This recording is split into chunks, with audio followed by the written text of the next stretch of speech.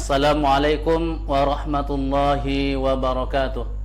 Alhamdulillahi rabbil alamin, allazi khalaqal mauta wal hayata liyabluwakum ayyukum ahsanu amala wa huwal azizul ghafur. Asyhadu an la ilaha illallah wahdahu la syarikalah wa asyhadu anna Muhammadan abduhu wa rasuluh la nabiyya wa la rasula ba'da. Alhamdulillah, bersyukur kita pada Allah Subhanahu wa taala. Salawat dan salam senantiasa tercurahkan kepada Nabiullah Muhammad sallallahu alaihi wasallam. Allahumma shalli ala sayyidina Muhammad wa ala ali sayyidina Muhammad. Assalamualaikum ya Rasulullah. Sahabat PC dimanapun Anda berada, alhamdulillah Buletin Kafah edisi 194 bertepatan dengan 16 Syawal 1442 Hijriah, 28 Mei 2021 Masehi, hadir kembali dengan tema yang sangat luar biasa, yaitu Palestina urusan kita. Bumi Palestina kembali memanas. Lebih dari 100 hari militer Israel terus menggempur Gaza dan kompleks Masjid Al-Aqsa. Total korban di pihak warga Palestina mencapai 232 orang. 65 diantaranya anak-anak. Namun, di tengah gelombang solidaritas terhadap tanah Palestina dan warga muslim di sana, muncul suara yang berkebalikan. Mereka menyatakan bahwa persoalan Palestina bukanlah urusan Indonesia, seperti yang dikatakan mantan Kepala BIN Hendro Priyono. Mantan Kepala Badan Intelijen Strategis Kabais Soleman P. Bonto juga menyatakan Israel bukanlah penjajah. Menurut dia, konflik yang terjadi hanyalah perebutan wilayah. Saudaraku dimanapun Anda berada, bangsa Yahudi bukanlah penduduk asli Palestina. Kaum Zionis Yahudi mengarang propaganda Palestina sebagai tanah air mereka.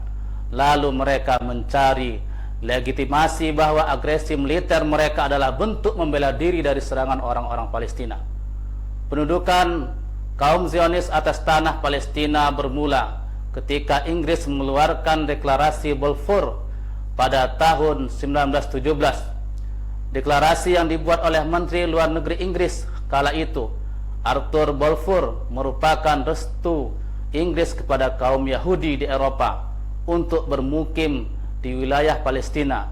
Secara resmi, pemerintah Britania Raya mendukung rencana Zionis mendirikan tanah air di Palestina.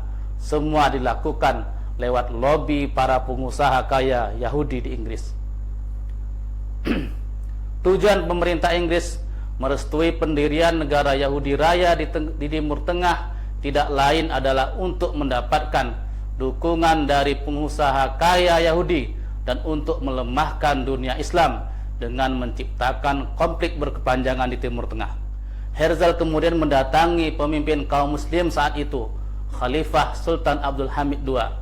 Dia berusaha memujuk dan menyuap khalifah dengan uang sebesar 150 juta pound sterling atau setara dengan 3 triliun rupiah. Untuk apa? Untuk mendapatkan tanah Palestina. Namun apa yang terjadi, saudaraku? Sultan Abdul Hamid II menolak. Ia berkata, "Aku tidak dapat memberikan walau sejengkal dari tanah ini karena ia bukan milikku. Ia adalah milik umat Islam semua. Umat Islam telah berjihad demi bumi ini. Mereka telah membasahi tanahnya dengan darah-darah mereka." Sultan kemudian melanjutkan, "Jika kekhalifahan Islam ini hancur pada suatu hari, mereka dapat mengambil Palestina tanpa biaya. Namun selagi aku masih hidup, aku lebih rela sebilah pedang merobek tubuhku daripada melihat bumi Palestina dikhianati dan dipisahkan dari khilafah Islam. Pemisahan tanah Palestina adalah sesuatu yang tidak akan terjadi. Aku tidak akan memulai pemisahan tubuh kami selagi kami masih hidup." Sultan Abdul Hamid II kemudian mengusir Herzl. Itulah yang terjadi. Namun setelah pemerintah Inggris dan Yahudi bekerja sama meruntuhkan khilafah Utsmaniyah. Berbondong-bondong warga Yahudi mendatangi Palestina, merampas tanahnya sambil membunuhi warganya. Akhirnya pada tahun 14 Mei 1948 berdiri negara Israel dan diakui secara luas oleh banyak negara di dunia. Ironinya, hari ini sejumlah negeri muslim juga mengakui keberadaan negara Israel dan menjalin hubungan diplomatik dan kerjasama lainnya, yaitu Mesir, Yordania, Uni Emirat Arab, Maroko, Bahrain, Sudan, dan Turki. Saudaraku dimanapun Anda berada, pernyataan bahwa masalah Palestina tidak ada kaitannya dengan urusan agama jelas merupakan kedustaan. Palestina adalah negeri yang tidak dapat dipisahkan dengan ajaran Islam. Dalam beberapa ayat Al-Quran disebutkan hal-hal yang berkaitan dengan negeri Syam, negeri yang diberkahi dan disucikan Allah Subhanahu wa Ta'ala.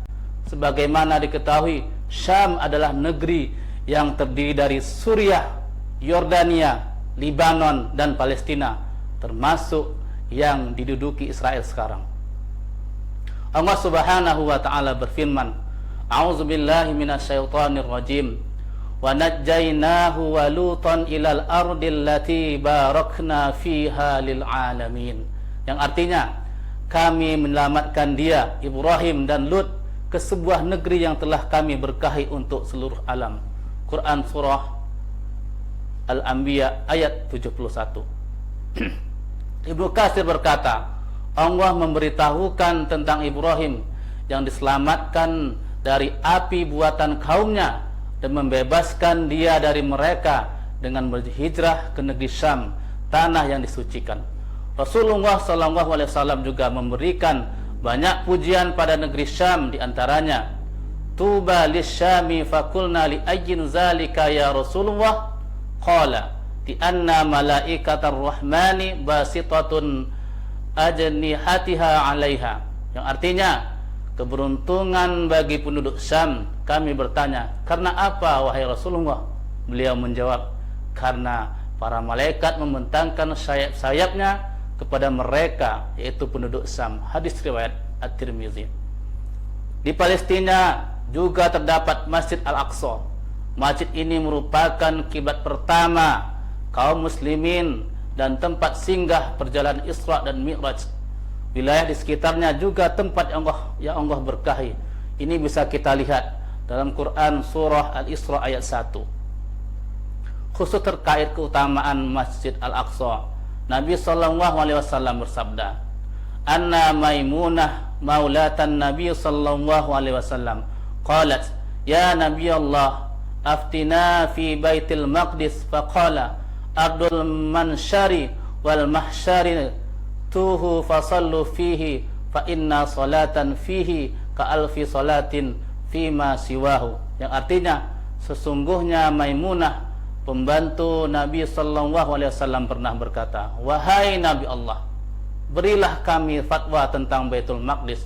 Rasulullah menjawab, bumi tempat bertebaran dan tempat berkumpul, datangilah ia, lalu solatlah di dalamnya, karena sesungguhnya solat di dalamnya seperti 1000 kali solat di tempat lain. Hadis riwayat Ahmad. Berdasarkan nas-nas ini, jelaslah tanah Palestina, Yerusalem dan Al-Aqsa adalah bagian dari Islam dan kaum muslimin. Sungguh kebodohan dan kampanye busuk yang menyatakan kalau Palestina ataupun Yerusalem bukanlah bagian dari Islam dan umat tidak punya kepentingan di sana. Fakta lainnya, Palestina adalah tanah air kaum muslim dan telah berabad-abad menjadi bagian dari wilayah Islam. Kaum muslim pun terikat dengan Palestina serta Yerusalem karena dua alasan. Pertama, wilayah Yerusalem telah menjadi bagian dari negeri-negeri Islam dengan status sebagai tanah kharaj sejak era khilafahan Umar Ibn Khattab radhiyallahu an pada tahun 637 Masehi. Setelah peperangan yang berkecamuk selama berbulan-bulan, akhirnya uskup Yerusalem menyerahkan kunci kota Yerusalem kepada Khalifah Umar bin Abdul Khattab secara langsung, karena statusnya sebagai tanah kharaj. Palestina tidak boleh dimiliki oleh siapapun, hanya boleh dimanfaatkan. Jika kaum muslim saja tidak berhak memiliki tanah tersebut, apalagi kaum Zionis Yahudi. Kedua, kaum muslim terikat dengan kaum Nasrani Yerusalem untuk melindungi negeri-negeri tersebut lewat perjanjian Umayyah. Dalam perjanjian tersebut, khilafah berkewajiban memberikan jaminan kepada kaum Nasrani baik terkait harta, jiwa, dan ibadah mereka.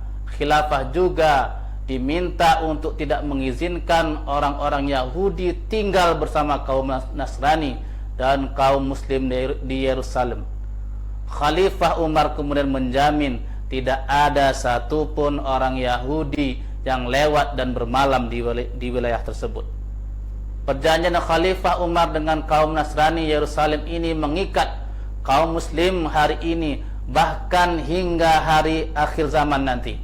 Karena itu, selain berkewajiban untuk merebut kembali tanah Palestina dari cengkraman Zionis Israel, ada kewajiban untuk menepati janji yang dibuat oleh Khalifah Umar bin Abdul Khattab untuk menjaga, melindungi kaum Nasrani dan peribadatan mereka, serta tidak mengizinkan seorang Yahudi lewat dan bermalam di sana.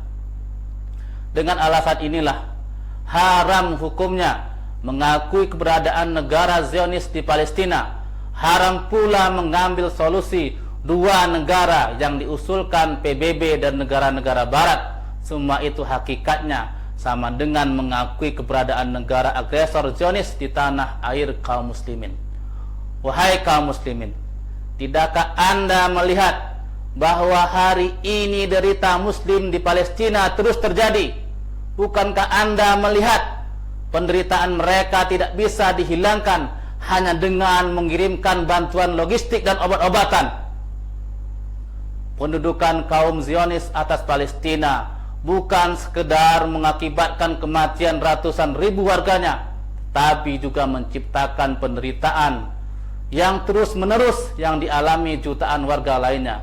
Dengan demikian, masih bercokolnya kaum penjajah Zionis Israel inilah yang menjadi pangkal persoalan di tanah Palestina dan menyebabkan penderitaan kaum muslim berkepanjangan.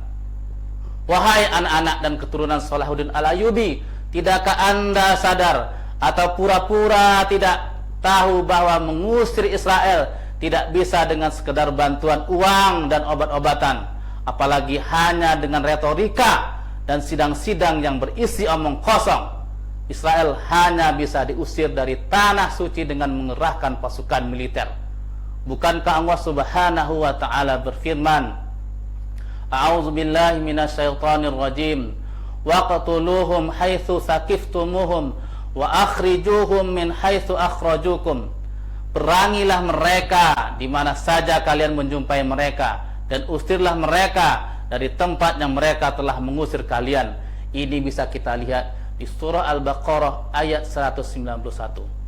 Wahai para perwira dan prajurit muslim, tidakkah Anda mau menjadi kaum yang mengalahkan Israel sebagaimana janji Allah Subhanahu wa ta'ala? A'udzu billahi minasyaitonir rajim. Fa iza jaa wa'du ulahuma ba'atsna 'alaikum ibadan lana uli ba'sin syadidin fajasu khilalad diyar wa kana wa'dan maf'ula. Jika datang saat hukuman bagi kejahatan yang pertama dari kedua kejahatan itu, kami mendatangkan kepada kalian hamba-hamba kami yang perkasa, lalu mereka merajalela di kampung-kampung. Itulah ketetapan yang pasti terlaksana. Quran surah Al-Isra ayat 5. Untuk itu, wahai saudara-saudaraku, solusi satu-satunya untuk membebaskan bumi Palestina dari penjajahan kaum Zionis Israel adalah dengan jihad, mengirimkan bantuan militer sebagaimana yang pernah dilakukan oleh para khalifah terdahulu. Tentu ini tidak akan bisa kita lakukan jika negeri-negeri muslim masih tercerai-berai. Kita butuh pemersatu umat ini. pemersatu itu tidak lain adalah khilafah ala minhajin nubuwah. Wallahu a'lam bishawab. Assalamualaikum warahmatullahi wabarakatuh.